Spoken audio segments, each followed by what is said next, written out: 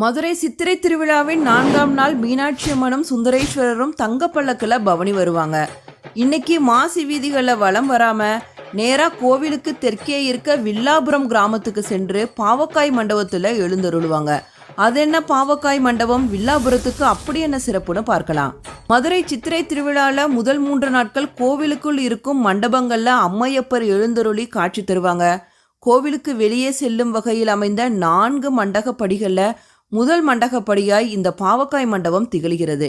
அம்மையும் அப்பனும் காலை முதல் மாலை வரை இங்கே தங்கி பக்தர்களுக்கு அருள் பாலிக்கிறாங்க.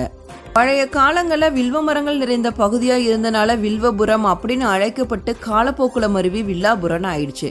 இந்த பகுதியில் வாழ்ந்த மக்கள் மீனாட்சி சுந்தரேஸ்வரருக்கு வில்வ இலைகளை நாள்தோறும் வழங்கி இறை தொண்டு புரிந்து வந்துள்ளனர். அது மட்டும் இல்லாம கோவிலோட தெற்கு கோபுரத்தை எழுப்புவதற்காக இங்கே மண்ணெடுத்து கண்மாய் ஒன்றும் ஏற்படுத்தப்பட்டது.